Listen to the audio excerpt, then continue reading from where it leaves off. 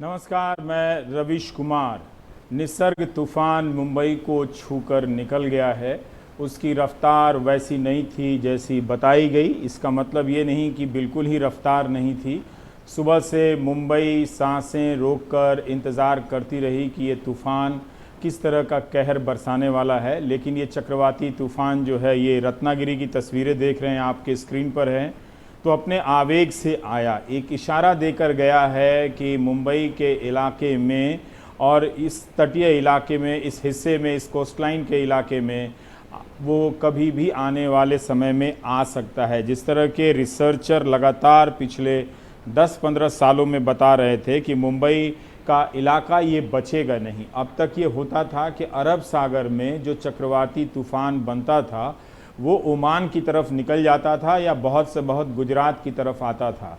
लेकिन अब आप ये देखिए कि ये अलीबाग जहाँ पर तूफ़ान को उतरना था, ये उसकी तस्वीरें हैं कि गुमटियाँ पलट गई हैं, रेहड़ी पटरी के दुकानदारों को बहुत नुकसान हुआ है। कई दशकों में या 100 साल में मुंबई में पहली बार चक्रवाती तूफ़ान आया है और 14 महीनों में भारत में अगर आप कहें तो ये तीसरा तूफ़ान है। एक फ़ोनी है, एक दूसरा अभी जो अम्फन आया था, ये एयरपोर्ट का आप फेडेक्स का हवाई जहाज़ है, ये देखिए कि किस तरह से उतरा है। तो पूजा और अभिषेक हमारे साथ हैं। तो एक तरह से मुंबई ने अभी जो अम्फन आया वो अब तक का रिकॉर्ड था, लेकिन इसकी रफ्तार थोड़ी थमी है और मुंबई बच गई है। लेकिन इसका मतलब ये नहीं कि नुकसान नहीं हुआ है। पेड़ों का गिरना भी नुकसान है, उनसे हमें ज़िंदगी मिलती है। और जो समंदर के किनारे झुग्गी झोपड़ी वाले लोग हैं, जो कच्चे घर बने हुए थे, उन घरों में नुकसान हुआ है। तो ये हमारे नज़रिए की बात है कि हम नुकसान किसे कहते हैं। अगर किसी गरीब का घर उजड़ गया है तो उसे नुकसान समझना चाहिए। इसका मतलब यही हुआ कि ये तूफ़ान मुंबई शहर को तबाह करके तो नहीं गया है, कुछ ज़िंदगियों को ज़रूर प्रभावित करके गया है, किसी का घर उजड़ा है। अभिषेक, हम ये जानना चाहते हैं कि क्या रफ्तार रही जब ये अलीबाग की तरफ टच किया है, स्पर्श किया है ये मुंबई की ज़मीन को और निकला है। ये तो हम जान रहे हैं कि मुंबई सुरक्षित रह गई है, लेकिन ये हवा किसी और तरफ तो गई होगी। उन इलाकों में किस तरह के नुकसान हुए हैं, मुंबई और दूसरे इलाकों में, इन सब के सहित अगर आप रोशनी डाल सकें तो।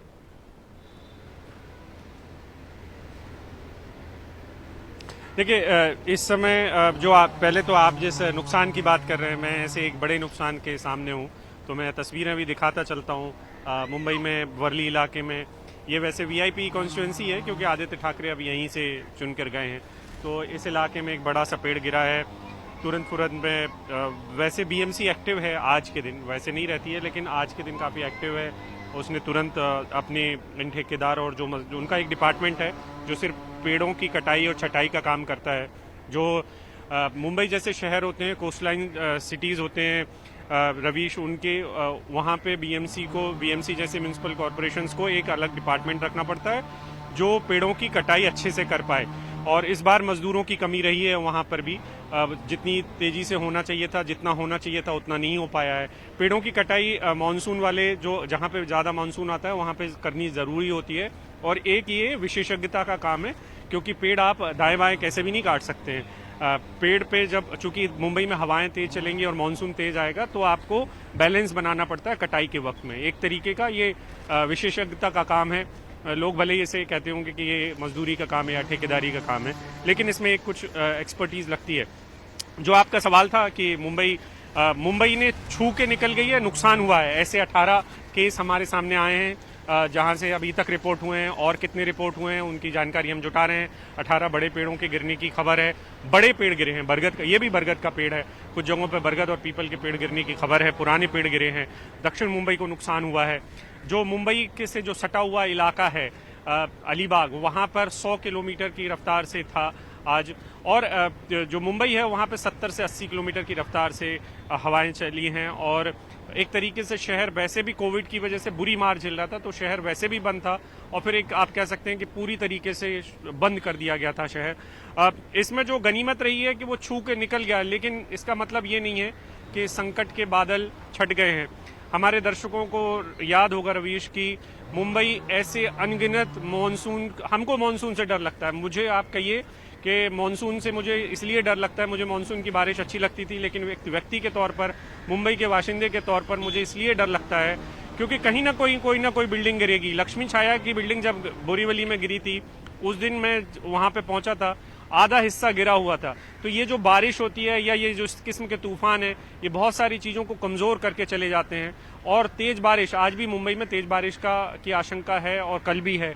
तो ये जो तेज बारिश होंगी और आने वाले वक्त में होंगी, तो ये तूफान दरअसल एक ऐसी किस्म की बुनियाद डाल जाता है, दरार डाल जाता है, जिसका खामियाजा मॉनसून में भी भुगतना पड़ता है। तो बहुत सारी इमारतें गिरने की खबरें आती रहती हैं। तो ये मुंबई है जिसने 70-80 किलोमीटर की रफ्तार को अभी तो झेल लिया है, लेकिन उसको एक साथ बहुत सारी समस्याएं इस समय झेलनी पड़ रही हैं। और जो अंदर का ढांचा है, जिसके बारे में मैं बार बार कहता रहा हूं कि मुंबई का ढांचा इस समय चरमराया हुआ है। बीएमसी के लोग थके हुए हैं। आप कितनी भी फोटो खिंचवाएं उनके, बीएमसी के कमिश्नर ये बताने की कोशिश करें कि वो फ्रंट लाइन पर लड़ रहे हैं, लेकिन हकीकत ये भी है कि दरअसल उनके पास अब बहुत सारे कर्मचारी कम हैं, उनको खुद का मोरल डाउन है, पुलिस का मोरल डाउन है। रवीश।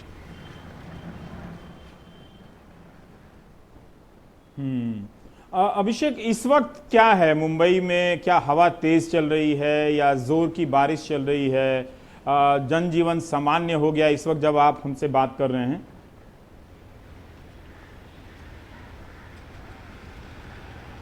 जी, जनजीवन तकरीबन सामान्य होने को है।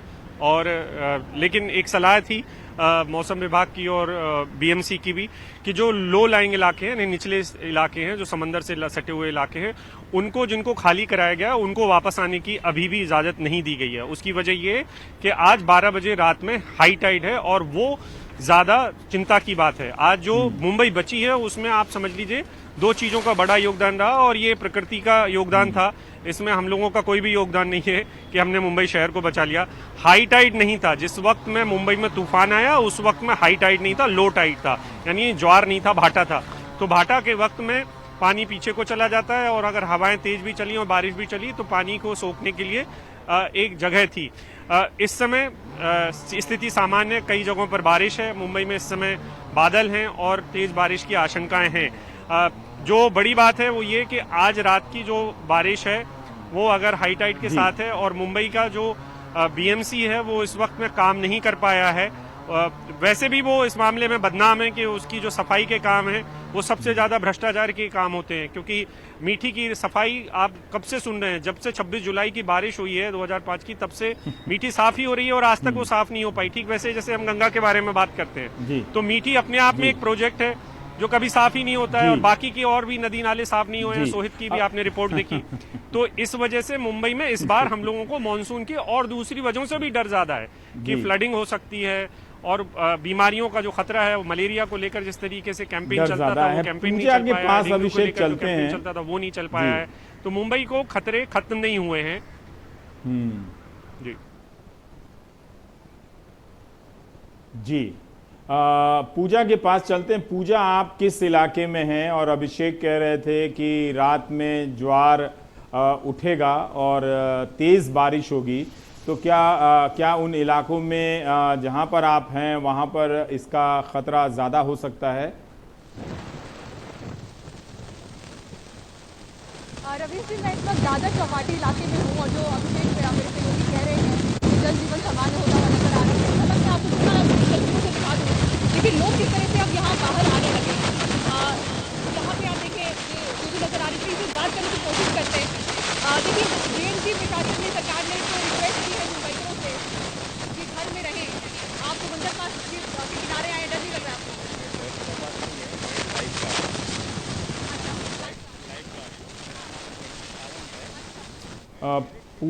पूजा से उनका बैंडविड्थ थोड़ा कमज़ोर है, अभी बात नहीं हो पा रहा। हमें भी बहुत अफसोस है क्योंकि अपनी बारी के इंतज़ार में रिपोर्टर को बहुत देर तक खड़े रहना पड़ता है। ये तस्वीर भी मुंबई के एक इलाके की है कि नाले का पानी बहने लगा है। गलियों में आप देख रहे हैं कि क्या भयावह है, किसी की मोटरसाइकिल बह गई है। तो हमने समस्याओं को पाल कर रखा हुआ है और इस अनवरत हर साल ये दावा किया जाता है कि साफ़ होता है। ये दावा अगर हर साल थोड़ा थोड़ा भी मान लें तो किसी भी साल ये कम से कम किसी मंजिल पे पहुंचता हुआ दिखता नहीं है। सुनील हमारे साथ हैं। सुनील, आप ही बता सकते हैं अपने इलाके का हाल, क्या देखा, और रात में जब बारिश होगी तो उसके संदर्भ में उस इलाके की क्या हालत हो सकती है? देखिए रवीश, मैं तो सुबह से ही या कहिए दोपहर से मुंबई के अंधेरी में जो वर्सोवा बीच है उस वर्सोवा बीच पर हूँ। इसके पहले मैं जो बस्ती थी मछुआरों की उस तरफ था, जब सुबह उन्हें खाली कराया गया था, और उसके बाद से दोपहर से मैं लगभग यही हूँ। तो ये बीच में देखिए सब कुछ एकदम से सामान्य है। यहाँ पर इस समय न तो हवा चल रही है और न ही बारिश आ रही है जो कि दोपहर में आ रही थी।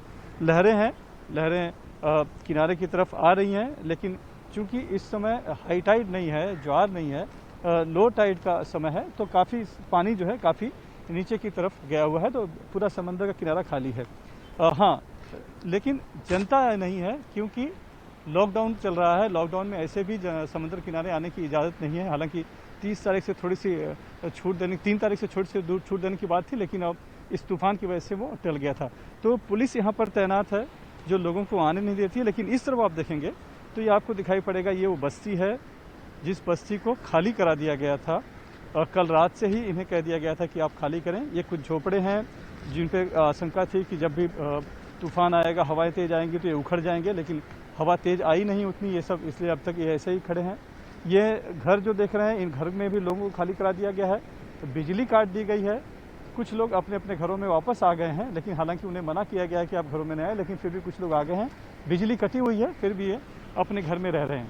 तो ऐसे जो मकान थे, समंदर किनारे जो मकान हैं, उनको एहतियातन सुरक्षा के तौर पे जो लगभग 10,000 लोगों को मुंबई के अलग अलग इलाकों से, ऐसे समुद्र किनारों से अलग जगहों पे ले गया, सुरक्षित जगहों पे ले जाया गया है। उन्हें वहाँ रखा गया है, चाहे वो शेल्टर होम हो, स्कूल हो, ऐसी व्यवस्था की गई है। और ये बताया गया है कि शाम तक ऐसी सबकी उम्मीद थी। जैसे मैं इन लोगों से बात कर रहा था तो बहुत खुश थे कि तूफान टल गया है, हमारा घर बच गया, हमें नुकसान नहीं हुआ, लेकिन उन्हें यहाँ आने नहीं दिया जा रहा है। और ये बताया गया है कि बीएमसी जो है उन्हें कल ही आने देगी, और उसके पहले वो उसके बताया गया है, जो एएनसी सुरेश ककानी है, उन्होंने बताया है कि सबकी स्क्रीनिंग की जाएगी, क्योंकि कोरोना वायरस का भी एक संकट है जो चल रहा है, और बड़ी संख्या में लोग यहाँ से निकाले गए, बस में बिठाए गए, फिर उस जगहों पे ले जाए गए। तो एक दूसरे के संपर्क में आए होंगे तो शायद कोई संक्रमण न हो जाए, तो स्क्रीनिंग करके वापस सबको फिर भेजा जाएगा। तो यहाँ पर स्थिति सामान्य है, बहुत कुछ ज़्यादा नुकसान की बात जहाँ तक है वो नहीं है। बहुत है सुकून है, बोलते जो लोग हैं बहुत राहत महसूस करें कि हमारा घर बच गया। नहीं है। अच्छा, ये अच्छी बात है कि लोगों के घर बच गए हैं। हमारे साथ सोहित भी हैं। सोहित, आप अपने इलाके की स्थिति परिस्थिति बताइए कि आप जहां पर हैं, जहां से आप सुबह से रिपोर्ट भेज रहे हैं, काफ़ी लगता है कि बुरा असर हुआ है। ये कौन सा इलाका है उरन, अगर आप मुंबई से बाहर के दर्शकों को भी बताएं तो। बिल्कुल, देखिए रवि जी, मुंबई से सटे नवी मुंबई और रायगढ़ के पास में है उरन, जो बीच है उरन इलाके में मैं मौजूद हूँ। आज सुबह 100 से 120 किलोमीटर प्रति घंटे की रफ्तार से यहाँ पर लगातार बारिश हो रही थी और तेज़ हवा चल रही थी। उसका असर आप मेरे पीछे देख सकते हैं।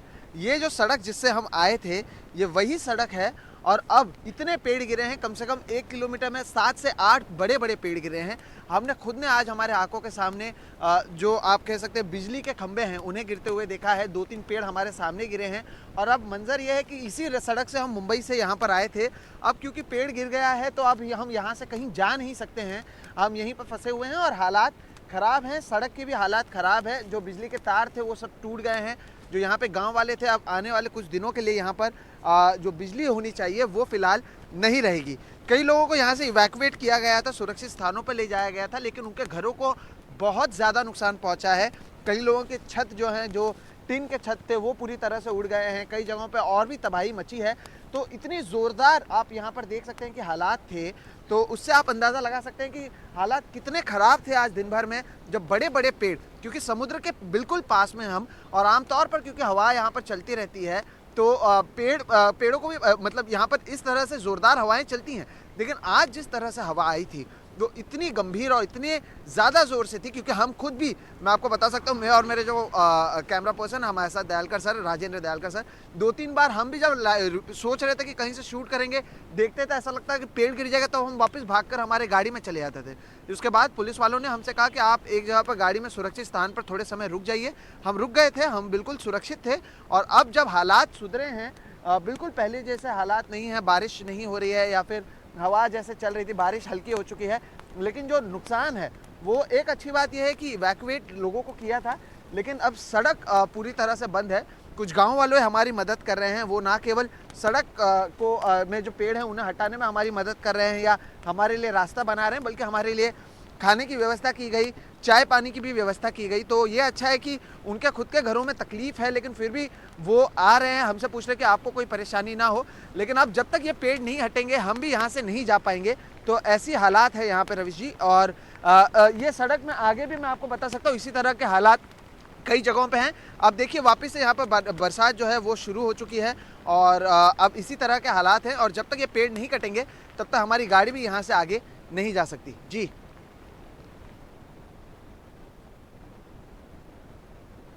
हाँ, हम तो यही चाहेंगे कि पेड़ हट जाएं और आप सुरक्षित घर पहुंचें। अभिषेक सोहित उरण में फंस गए हैं। उन जिस रास्ते से आए थे उन रास्तों पर पेड़ गिरे हैं। हम थोड़ा सा जानना चाह रहे हैं कि आप लोग जिन इलाकों को देख रहे हैं वो किनारे के इलाके हैं, समुद्र के पास के इलाके हैं।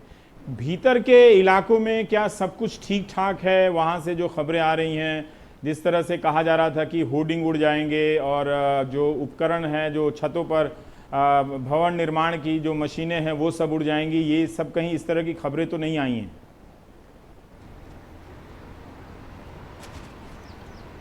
नहीं, जो होर्डिंग है उनको कुछ नुकसान हुआ है। जो आशंका थी कि होर्डिंग उड़ जाएंगे, उसके लिए दरअसल मुंबई की में जो हवा की गति रही, तूफान की गति रही रवीश, वो शायद ज़्यादा अच्छा साबित हुई है, क्योंकि 70-80 की स्पीड को एक तरीके से झेल ले गए हैं सारे होर्डिंग्स और जो मशीनें हैं। जो आशंका थी कि 100 से ऊपर अगर जाती हैं, जैसे कि आज दिन के वक्त में मनीष से भी बात हो रही थी जो हमारे पटना के साथी हैं, वो कह रहे थे कि अगर 100 की स्पीड पे अगर आएंगे तो फिर बड़े महानगरों में ज़्यादा तबाही होती है। तो ये जो वेग का फ़र्क था इसने जान बचा ली है। इसी की वजह से उतना नुकसान नहीं हुआ है। मौसम विभाग ने हालांकि मुंबई से सटे हुए इलाकों में चेतावनी दी थी कि आपको इन चीज़ों का सामना करना पड़ेगा। निचले इलाकों में नुकसान हुआ है, छतें उड़ी हैं। मुंबई शहर जो है, आप अगर बारिश के वक्त में आसमान से उतरेंगे या किसी प्लेन से उतरेंगे तो आधा नीले रंग का दिखाई देता है, और उसकी वजह यह है कि जितने भी गरीब परिवार के लोग हैं उनके घरों को ऊपर से ढकना पड़ता है पॉलीथीन से। तो इस बार तो कोविड ने बहुत ज़्यादा मुश्किल ये भी खड़ी की थी कि लोग वो खरीद नहीं पाए जितने लगाने थे, और ऊपर से ये जो तूफान है ये थोड़ा जल्दी आ गया तो उनका नुकसान हुआ है। हम कोशिश करेंगे, क्योंकि अभी तक हमारे जितने भी आने जाने के कार्यक्रम थे वो सारे रुके हुए थे, तो हम उन इलाकों तक जा पाए जो निचली बस्तियां हैं उनको नुकसान हुआ है। हम ये नहीं कह सकते कि नुकसान बिल्कुल नहीं हुआ है, नुकसान हुआ है, लेकिन ये है कि एक बहुत बड़ी आशंका थी जो 100-150 और 125 की स्पीड पे होता, उस हवा की गति से होता, तूफान से होता, वो नुकसान नहीं हुआ है। ये थोड़ी सी राहत की बात है। कई बार हम कम नुकसान को भी दरअसल नुकसान नहीं मानते हैं, ये हम ऐसा मानने लगे हैं अपने जीवन में भी। हम अपने स्क्रीन पे भी देख रहे हैं अभिषेक कि किस तरह से नालों में पॉलीथीन भरा हुआ है। एक तो उपभोग, आबादी इतनी है, 2 करोड़ के आबादी है, उपभोग है, और फिर लगातार हमने इन 20 सालों में जनता को यही समझाया है अंग्रेज़ी अखबारों के मार्फत कि सरकारों में भर्तियां कम होनी चाहिए, लोग कम होने चाहिए। लेकिन कोविड-19 से लेकर इस तूफान में भी हम देख रहे हैं कि सारे लोग अगर इस वक्त घर में हैं तो उसी बीएमसी जिसमें कई भ्रष्टाचार के आरोप लगते हैं, उसी बीएमसी के कर्मचारी सड़कों पर हैं, आपदा प्रबंधन का काम कर रहे हैं, पेड़ों को हटा रहे हैं, रास्तों को साफ कर रहे हैं। तो एक इससे भी सबक हम सामने से देख पा रहे हैं कि जो इस तरह की परिस्थितियां पैदा होती हैं उनको संभालने की जिम्मेदारी अंत में सरकार की एजेंसियों की ही है, और सरकार के ही लोगों को सड़कों पर आना पड़ता है।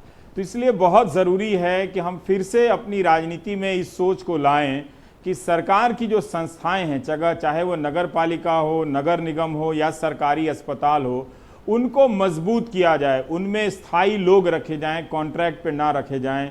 जो सरकारी भर्तियों को बंद करने की जो राजनीति चली है और अंत में यही सरकारी कर्मचारी सड़कों पर अपना घर परिवार छोड़कर मामूली तनख्वाह पर नौकरी करते हुए आप देखिए कि किस तरह से पूरे शहर को बचाने के लिए निकले होते हैं। कितने अधिकारी, सुनील सिंह बात कर रहे थे, वन विभाग के, मौसम विभाग के, वो सब बाहर थे। तो एक तरह से हमने जो सरकारी विभागों को कमज़ोर किया है, वो अभी भी उनमें बचे खुचे लोग हैं तो नज़र आ रहा है कि कोई है संभालने वाला। एक दिन वो भी, उस पर भी नहीं ध्यान दिया जाएगा तो वो लोग भी रिटायर होकर जा चुके होंगे। बहुत कम आवाज़, इसीलिए प्रशासन थक गया है अब कोविड की लड़ाई लड़ते लड़ते, क्योंकि अब उसमें उतनी क्षमता नहीं है और उससे बहुत ज़्यादा उम्मीद की जा रही है। प्राइवेटाइजेशन किया गया, प्राइवेट कंपनियों को पैसे दिए गए, लेकिन उन पैसों से सार्वजनिक जीवन का क्या भला हुआ। आप देखिए कि नौकरियां जा रही हैं, सब कुछ जा रहा है, पर कोई ऐसी भूमिका नज़र नहीं आती है कि हाँ उनके यहाँ से भी कोई चीज़ राहत बचाव कार्य में कोई नज़र आए। तो एक पैसा का दान करने के लिए तरह तरह के फंड बनाए जाते हैं। तो इसलिए बहुत ज़रूरी है कि हम इस दौर में अपने ज़िलों के मुख्यालय का भी मूल्यांकन करें कि जहां 20-20 लाख की आबादी हो गई है और डीएम के कार्यालय में 10 साल से कोई नया व्यक्ति नहीं आया है, कोई ठेके पर रख लिया है पैरवी सिफारिश की वजह से और योग्य व्यक्ति नहीं आया है, वो ढांचा पूरा चरमरा गया है, वो चरमराएगा ही, उसका होना ही ऐसा है। तो ये जो तस्वीरें आप देख रहे हैं मुंबई की, जैसा कि अभिषेक बता रहे थे, पूजा से हमारी बात नहीं हो सकी, वो दिन भर से रिपोर्टिंग कर रही थी। हम समझते हैं उन लोगों ने काफ़ी बहादुरी से ये रिपोर्टिंग की है कि अभी तेज़ बारिश होगी और इस तरह का तूफान या बारिश मुंबई की पुरानी इमारतों को कमज़ोर कर जाता है। तो ख़तरा जो है अभी वो टला नहीं है। तो इसलिए अच्छा हो कि और भी इसके बाद के असर में ये सब चीज़ें ना हो। तो ये एक मुंबई का हाल है जिसको हमें समझने की ज़रूरत है। पर्यावरणविद, रिसर्चर लगातार अपने शोध से 2000 साल से 1980 के दशक के बाद से बताते रहे हैं कि मुंबई के तटीय इलाकों में इस तरह का तूफान आ सकता है, लेकिन वो इतना सुदूर अतीत में आया हुआ था कि लोगों को लगता था कि नहीं नहीं ऐसा नहीं होगा। मुंबई में हाई टाइड, लो टाइड तो आते जाते रहते हैं, ज्वार भाटा, तूफान, चक्रवाती तूफान कभी नहीं आएगा। वो पश्चिम की तरफ, ओमान की तरफ निकल जाता है, लेकिन वो आ गया, वो बच गया। उसकी रफ्तार कम थी, मुंबई बच गई, लेकिन वो ये बताकर अपनी आने की सूचना दे गया है कि वो अब कभी भी लैंड कर सकता है। और जैसा कि अमिताभ घोष ने एक इंटरव्यू में कहा है कि जो परिवर्तन आया है, मॉनसून के समय में चक्रवाती तूफान कम बनते थे, लेकिन अब मॉनसून के दौरान और उसके बाद भी बन सकते हैं इस तरह का साइक्लोन। और जो समुद्र का जो सतह है उसमें तापमान बढ़ने की को भी एक कारण बताया जाता है। तो इन सब चीज़ों पर बहस करने से, सोचने से आपको मुक्ति नहीं मिलेगी। अब आप दिल्ली की एक घटना अब आपको बताना चाहता हूं ब्रेक से पहले कि आम आदमी पार्टी के प्रवक्ता हैं राघव चड्ढा, उन्होंने कहा कि राम मनोहर लोहिया अस्पताल जो है केंद्र सरकार के अधीन आता है, वो टेस्टिंग के रिजल्ट गलत दे रहा है। अब ये बात, चूंकि मैंने प्रेस कॉन्फ्रेंस पूरी नहीं सुनी, मुझे ये समझ में नहीं आई कि दिल्ली सरकार राम मनोहर लोहिया में जो लोग मरीज टेस्ट कराने गए थे उनका दोबारा टेस्ट क्यों कर रही है। तो एक तरह से ये भी इस बात की भी पुष्टि हो रही है कि इस राजनीति में या ऐसा करने से ये जो डेटा को लेकर सवाल उठ रहे हैं, टेस्टिंग रिजल्ट को, वो सामने आता है। और राघव चड्ढा ने जो आरएमएल के मरीजों के बारे में बताया है कि 45% नतीजे गलत निकले, यानी वैसे मरीज जो आरएमएल में गए थे, जिन्होंने टेस्ट कराया था, जिनका पॉजिटिव आया था, राघव चड्ढा कहते हैं कि जब उनका दोबारा से कराया गया तो 45% नतीजे गलत निकले। और ये भी उन्होंने कहा कि जब वो आरएमएल में टेस्ट कराने गए थे सारे लोग, तो 282 लोगों की रिपोर्ट जो है वो 3 दिनों के बाद आई, 210 लोगों की रिपोर्ट जो है वो 4 दिनों के बाद आई, और 50 लोगों की रिपोर्ट जो है वो 7 दिनों के बाद आई। तो ये बात, क्या वो ये कह रहे हैं कि डेटा गलत है?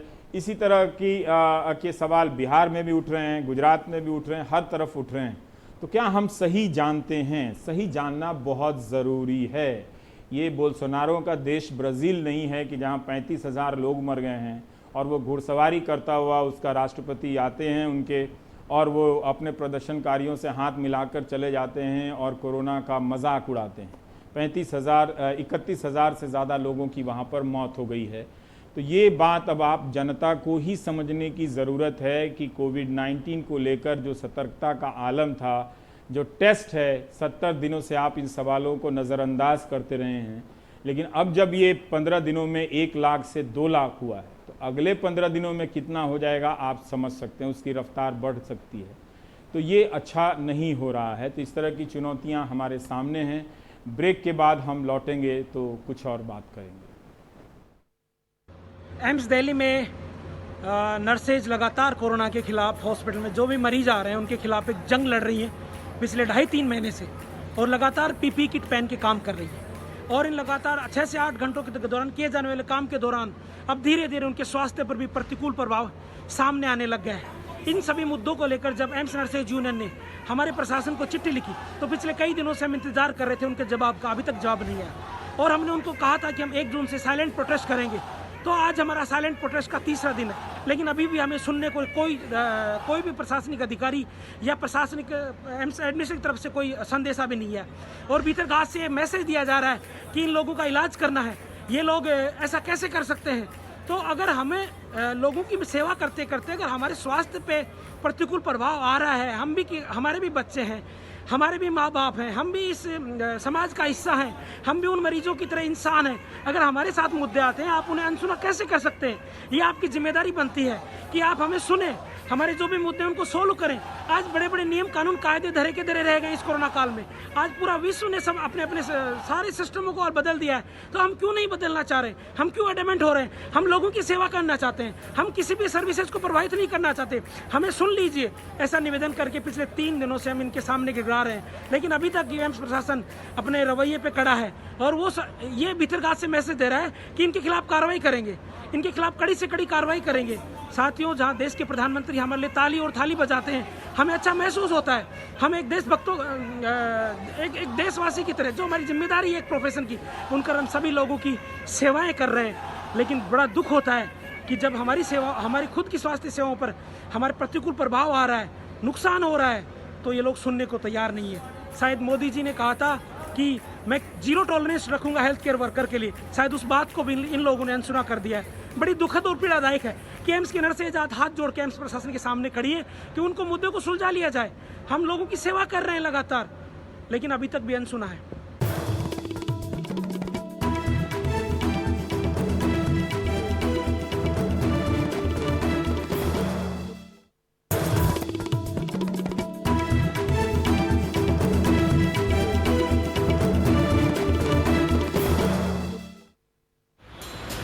डिज़ाइन किया, सिंथेसाइज किया, टेस्ट किया, तो काफ़ी सारी स्टेजेस हैं जो कि हमने क्रॉस किए। नया मॉलिक्यूल खोजा है जो कि कोरोना वायरस के खिलाफ दवा बनाने में काफ़ी कारगर सिद्ध हो सकता है। कंपनी उस दवा को आगे सारी टेस्टिंग को लेके क्लिनिकल के लिए बिल्कुल उत्सुक है। मैं आपको ये बात बहुत हर्ष के साथ बताना चाहता हूँ। दिल्ली विश्वविद्यालय में हंसराज कॉलेज के केमिस्ट्री डिपार्टमेंट में assistant professor doctor Brajesh Rathi हमारे साथ में हैं और इन्होंने एक नया मॉलिक्यूल खोजा है जो कि कोरोना वायरस के खिलाफ दवा बनाने में काफ़ी कारगर सिद्ध हो सकता है। डॉक्टर साहब, ये बताइए कि ये नया मॉलिक्यूल क्या है और कैसे आपने खोजा है? देखिए, सबसे पहले धन्यवाद रवीश जी। ये मॉलिक्यूल हम लोगों ने कंप्यूटेशनली डिज़ाइन किया था पहले, और हमने बहुत बड़ी लाइब्रेरी थी जिसको स्क्रीन किया था, और उसमें हमें पता लगा कि ये मॉलिक्यूल बहुत अच्छा हो सकता है। और इसमें अलग अलग, क्योंकि इसके टारगेट हैं जैसा हम देखते हैं, तो इसमें आरएनए पॉलीमरेज का टारगेट हमको लगा, और हमको लगा एक पोटेंशियल टारगेट हो सकता है, तो इसका आगे टेस्टिंग किया जाए। हमने लैब में सिंथेसाइज करने के बाद में इसको टेस्ट कराया, और ये जो मॉलिक्यूल है ये यहीं सिंथेसाइज हुआ हंसराज कॉलेज की लैब में, इसी में, और यहीं हमने सिंथेसाइज करके मॉलिक्यूल को बाहर भेजा। फिर हमारा जो कोलैबोरेशन, ऑफिशियल कोलैबोरेशन हमारा चलता है यूनिवर्सिटी ऑफ लोयोला शिकागो, वहाँ और university of new Mexico, collectively हम लोगों ने वहाँ पे इसका टेस्टिंग करवाया और जॉइंटली टेस्टिंग हुई है। और जो अभी तक के रुझान है बहुत ही इंटरेस्टिंग है, और उसी के साथ साथ इमीडिएटली हमने इसको जो कि कंपाउंड को हम कैलेक्सिन नाम दे रहे हैं, इसको इमीडिएटली हमने यूएस पेटेंट प्रोविजनल फाइल इसका कर दिया है, और जो कि अभी आप जो आगे के एक्सपेरिमेंट्स हैं वो अभी प्रोसेस में है। मोस्टली हम काफ़ी जो प्री क्लिनिकल के जो स्टेप्स होते हैं उनको मेजॉरिटी को हम लोग कवर कर चुके हैं, कुछ पेंडिंग है उनको भी करेंगे बहुत जल्दी। ये जो मॉलिक्यूल आपने बनाया है उससे किस तरीके से दवाई हो सकती है और कितने दिन लग सकते हैं? काफ़ी सारी स्टेजेस हैं जो कि हमने क्रॉस की हैं। टॉक्सिसिटी चेक की है जो कि बिल्कुल टॉक्सिक नहीं लगा। हमने एनिमल मॉडल में भी, माइस मॉडल में इसका टेस्टिंग किया था, एक्यूट टॉक्सिसिटी, टॉक्सिक नहीं लग रहा अभी तक के जो रुझान है हमारे अभी तक के एक्सपेरिमेंट है। और 3 लैब्स में हमने इसका कोरोना के अगेंस्ट इसमें टेस्ट कराया है। तीनों लैब के जो रिजल्ट्स हैं ट्रिप्लिकेट में अलग अलग बहुत मैच कर रहे हैं। और अभी इंटरेस्टिंग एक पॉइंट ये है कि हम एक यूके की कंपनी है, एक जो फ्यूचर थेरापेटिक्स, जो कि एक एंटिटी है उसकी रेड क्लिफ बायोसाइंसेस के उसके लिमिटेड के, उनके साथ में हमारा टाइप हुआ है तीनों इंस्टीट्यूशन का। और उस पेटेंट को उन लोगों ने उसको टेक्नोलॉजी ट्रांसफ़र के लिए अप्लाई किया है और उनके साथ में हमारा एग्रीमेंट भी साइन हो गया है। और अभी वो कंपनी उस दवा को आगे सारी टेस्टिंग को लेके क्लिनिकल के लिए बिल्कुल उत्सुक है। मैं आपको ये बात बहुत हर्ष के साथ बताना चाहता हूँ। अच्छा, तो अभी तक कोई ऐसा टाइम 2 महीना, 5 महीना, 6 महीना उस तरीके? देखिए, कोई भी एकेडमिक इंस्टीट्यूशन या कोई भी एक साइंटिस्ट ये कहना बड़ा मुश्किल है मेरे लिए तो एटलीस्ट, कि ये कब ड्रग आएगा कब नहीं आएगा। बहुत सारी ड्रग हैं। आप रेमडेसिविर की बात कर रहे हैं। रेमडेसिविर ये दूसरे वायरसेस के लिए खोजी गई थी जो कि फेलियर थी, गिलिड साइंसेज वहाँ से बनाया था, बट अभी दोबारा से रिपर्पस हो रही है, सक्सेसफुल भी हो रही है कुछ एक्सटेंट तक। तो ये कहना बड़ा मुश्किल हो जाता है किसी भी ड्रग के लिए कितना जल्दी होगा। लेकिन जितना मुझे लगा है जो कंपनी के इंटरेस्ट के हिसाब से वो बहुत ही ज़्यादा इंटरेस्टेड हैं और बहुत रैपिडली लेके जाना चाहते हैं, बिकॉज वो लोग इन्वेस्ट कर रहे हैं तो वो लोग भी चाहेंगे उससे कुछ ना कुछ जल्दी से मार्केट में आए।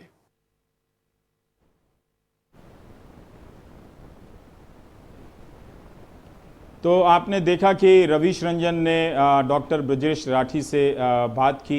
हंसराज कॉलेज के हैं जिन्होंने कोरोना से लड़ने के लिए एक मॉलिक्यूल तैयार किया है और उसे शिकागो लोयला यूनिवर्सिटी शिकागो में उसे स्वीकार भी किया गया है। दुनिया भर में रिसर्च हो रहा है, अलग अलग प्रतिभाएं इस पर मिलकर अकेले भी लगी हुई हैं। ये बड़ी उपलब्धि है कि इस वक्त एक एक चरण का रिसर्च आता है, उससे उम्मीदें बढ़ जाती हैं कि हमारे साइंटिस्ट ने किया या उनके साइंटिस्ट ने किया, लेकिन ये कोई साधारण उपलब्धि नहीं है। इस वक्त जब किसी के पास कुछ नहीं है, हर तरह की नई जानकारी एक राहत और उम्मीद की तरफ ले जाती है। अब हम बढ़ना चाहते हैं कोविड-19 का आर्थिक असर क्या हो रहा है, वो मंत्रियों के प्रेस कॉन्फ्रेंस से अब आप कभी नहीं समझ सकते। कई लोग बहुत अच्छी अंग्रेज़ी में एंटाइटलमेंट के अधिकार के साथ लिखते हैं कि जैसे मुझे ही सब कुछ करना है, कि जब बड़ी एमएनसी कंपनियां, बहुराष्ट्रीय कंपनियां उन्हें लिव विदाउट पे पर भेज दे रही हैं, निकाल दे रही हैं, तो वो चाहते हैं मैं ही कुछ करूं। लेकिन मुझे समझ में नहीं आ रहा है कि मैं क्या कर लूँगा।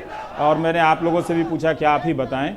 लेकिन ये आप तस्वीर देखिए, एटलस साइकिल की है। आज साइकिल डे है दुनिया में और साहिबाबाद में एटलस साइकिल की फैक्ट्री है।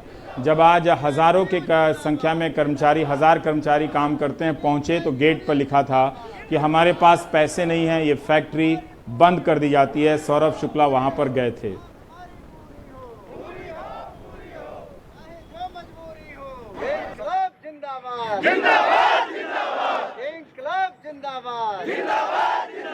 मजदूर एकता जिंदाबाद, मजदूर एकता जिंदाबाद, CITU जिंदाबाद। इस नोटिस को पढ़ने के बाद लोगों में रोष पैदा हुआ कि भाई हमारे साथ कैसे खर्चे पूरे होंगे, कैसे वैसे 2 महीने बैठ के वो रहा। आर्थिक स्थिति इतनी खराब है, किराए मकान मालिक सामान फेंक रहे हैं, पैसे नहीं है लोगों के पास रहने के लिए। स्थिति बहुत है। मालिक लोगों ने कोई फ़ोन नहीं है, कोई जवाब नहीं है इसका। किसी को 30 हो गए, किसी को 31 हो गए हैं।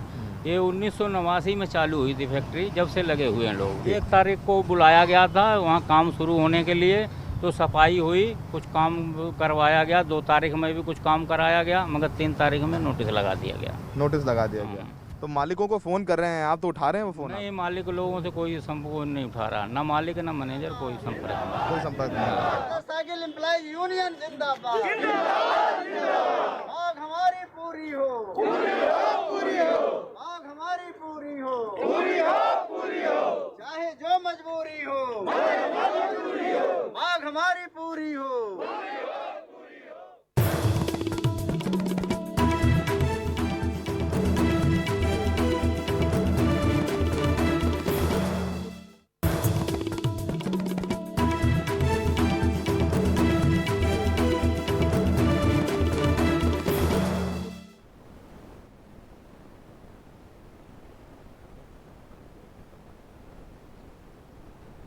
आप देख रहे हैं देश की बात 6 से 7। इस दौर में जो उद्योग धंधे हैं जिस रफ्तार से बंद हो रहे हैं उसका दशांश भी रिपोर्ट नहीं हो रहा है मीडिया में, और मीडिया ने अपनी एक दूसरी राह पकड़ ली है। लोगों की नौकरियां जा रही हैं, हमें नहीं मालूम कि नौकरियां जाने से उनके मानसिक स्थिति पर क्या असर पड़ता है। एटलस कोई मामूली कंपनी नहीं थी, और ऐसा भी नहीं था कि लोग साइकिल नहीं खरीद रहे थे। साइकिल का ये तो समय था कि लोग साइकिल को ज़्यादा अपनाते, लेकिन इसी वक्त में आज साइकिल डे के दिन साइकिल बंद हो गई। ये कोई सामान्य झटका नहीं है कि आप जिस फैक्ट्री के भरोसे अपनी ज़िंदगी बनाते हैं वो एक दिन बंद हो जाए। और निश्चित रूप से हमारी राजनीति के पास अभी इस वक्त कोई इस तरह के सत्य की भाषा नहीं है। वो झूठ बोल रही है तरह तरह के पैकेज की भाषा में कि जो लोगों की नौकरियां जा रही है उनका पुनर्वास कैसे होगा। मजदूर कम आहत नहीं हैं, वो किस तरह से भरभरा गए हैं। सौरभ के साथ बात करते हुए आप सुनिए। हम इस वक्त देश की सबसे बड़ी साइकिल बनाने वाली कंपनी एटलस के साहिबाबाद फैक्ट्री में मौजूद हैं। ये एटलस की सबसे बड़ी साइकिल बनाने वाली कंपनी है, फैक्ट्री है, और ये आखिरी फैक्ट्री थी जिसे एटलस ने बंद कर दिया है। जब सुबह आज यहाँ पर कर्मचारी पहुँचे तो उन्होंने ये नोटिस लगा पाया, जिस नोटिस में ये लिखा हुआ है कि कंपनी के पास रोज़मर्रा के खर्चों के लिए भी पैसे नहीं हैं और ना ही कच्चा माल खरीदने के लिए पैसे हैं, इसलिए अनिश्चितकालीन के लिए यहाँ पर काम बंद किया जा रहा है और सभी को ले ऑफ यानी बैठकी पर जाने के लिए कह दिया गया है, यानी सभी को ले ऑफ कर दिया गया है। लगभग 1000 से ज़्यादा कर्मचारी यहाँ पर काम कर रहे थे। ये मैन्युफैक्चरिंग यूनिट एटलस की 1989 में लगाई गई थी और 1989 से ये यहाँ पर चल रही थी। यहाँ पर काम करने वाले सैकड़ों जो एम्प्लॉयज़ हैं वो 1989 से ही काम कर रहे हैं। हमारी मुलाकात महेश से हुई। महेश हमें देख कर रोने लग गए। उन्होंने कहा कि अपनी ज़िंदगी के 30 साल, अपनी जवानी के 30 साल इस कंपनी को दे दिए, और वो भी इसलिए कि आज कंपनी में ताला लगा हुआ है और वो बाहर खड़े हुए हैं और अंदर जाने की भी अनुमति नहीं है, गार्ड मना कर रहे हैं। और उनके जैसे लगभग 1000 एम्प्लॉयज़ हैं जो कि सड़कों पर आ गए हैं। कंपनी का कहना है कि इकोनॉमिक क्राइसिस है, कंपनी के पास पैसा नहीं चलाने के लिए। इससे पहले एटलस अपना सोनीपत जो फैक्ट्री है वो भी बंद कर चुका है, उनका एक फैक्ट्री ग्वालियर में है वो भी बंद कर चुका है। और ये फैक्ट्री थी जो कि चल रही थी, और जो कर्मचारियों की माने तो लॉकडाउन से पहले लगभग 2 लाख साइकिल का उत्पादन हर महीने हो रहा था। और एटलस साइकिल अपनी कहा जाए इंट्रोडक्शन का मोहताज नहीं है। बहुत करोड़ों लोगों ने देश में जब साइकिल खरीदी तो एटलस की साइकिलें खरीदी हैं, और अब एटलस की साइकिलें बनना बंद हो गई हैं निश्चितकालीन के लिए। कंपनी का कहना है कि दोबारा जब पैसे का अरेंजमेंट हो जाएगा तब वो वापस कंपनी शुरू करेंगे, तब तक जो कर्मचारी हैं उनको ले ऑफ कर रहे हैं। इसके अलावा 1989 में ये यूनिट शुरू हुई थी, तब से लगातार यहाँ पर काम चल रहा था। और अभी लॉकडाउन की में अप्रैल मई में ये यूनिट बंद थी, फैक्ट्री बंद थी, और अभी 1 तारीख को फैक्ट्री को खोला गया। तो 1 तारीख को भी यहाँ पर लोग काम पर आए और 2 तारीख को भी काम पर आए। लेकिन जब आज सुबह लोग यहाँ पर पहुँचे तो उन्होंने ये नोटिस लगा पाया, इसमें लिखा था कि सबको ले ऑफ किया जा रहा है और फैक्ट्री को अनिश्चितकाल के लिए बंद किया जा रहा है। इसके बाद यहाँ पर कुछ थोड़ी सी कर्मचारी इकट्ठे हुए, नारेबाजी भी हुई, लेकिन पुलिस को बुला लिया गया और सबको यहाँ से हटा दिया गया। और ज़्यादातर जो यहाँ पर काम करने वाले हैं ये पुराने लोग हैं जो कि दशकों से काम कर रहे हैं एटलस साइकिल में। इसके अलावा कंपनी ने मई का वेतन भी नहीं दिया है, मई का, लेकिन लोगों का कहना है कि अप्रैल का और मार्च का पूरा वेतन दिया गया था, मई का वेतन नहीं दिया गया है कंपनी की तरफ से। तो अब लोगों का यही कहना है कि पहले से ही आर्थिक स्थिति खराब है देश भर में, और अब ये कंपनी बंद हो गई है, बाहर भी काम नहीं मिलेगा और ना ही 50-55 साल की उम्र में काम मिलना इतना आसान हो जाता है। तो अब यही कहा जाए कि आर्थिक स्थिति देश की खराब है और उस आर्थिक स्थिति की खराबी के चलते एक बड़ा नाम देश का एटलस साइकिल भी उन्होंने भी अपनी मैन्युफैक्चरिंग बंद कर दी है और लगभग 1000 से ज़्यादा कर्मचारी सड़क पर आ गए हैं, बेरोजगार हो गए हैं। साहिबाबाद में सहयोगी सुशील राठी के साथ सौरभ शुक्ला, एनडीटीवी इंडिया।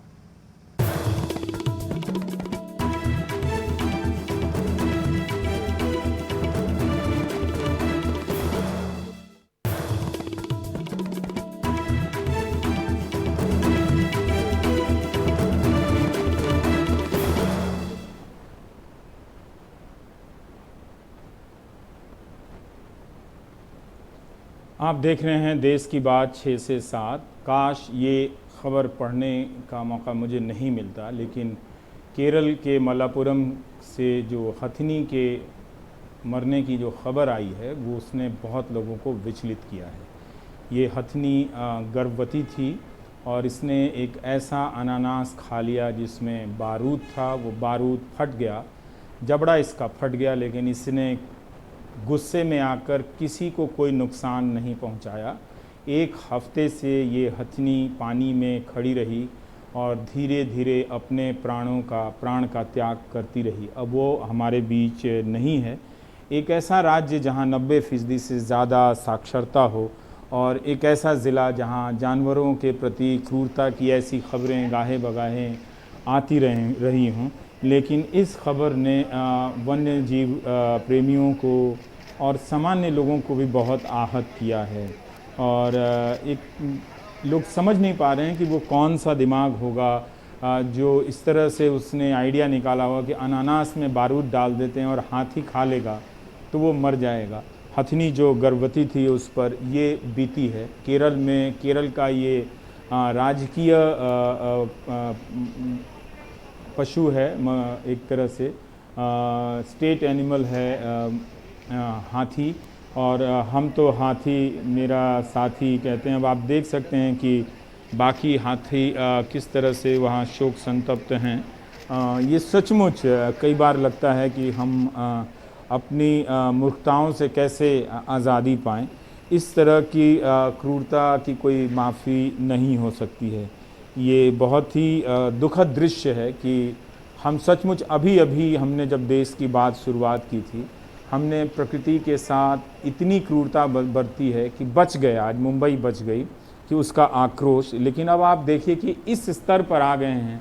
बंगाल में हर दिन आपको पूर्वोत्तर में ट्रेन से कट जाने की खबरें आती रहती हैं। साल में एक सोहम दास ने जो IIT दिल्ली में रिसर्च करते हैं, उन्होंने आहत होकर लिखा है कि हम किस तरह के समाज बनते जा रहे हैं, इस पर बात होनी चाहिए। काश, बहुत दुख हो रहा है कि इस दृश्य को देखते हुए हम समझ रहे हैं और बिल्कुल ईमानदारी से समझते हैं कि जो लोग आहत हैं वो सचमुच आहत हैं। वो दिखाने के लिए आहत नहीं हैं। जो लिख रहे हैं, जो स्केचेस बना रहे हैं और हाथी की कलाकृति बनाकर सॉरी लिख रहे हैं, हम लोग कैसे किस ज़ुबान से कह सकते हैं कि हाथी मेरा साथी है। आप देख रहे थे देश की बात। नमस्कार।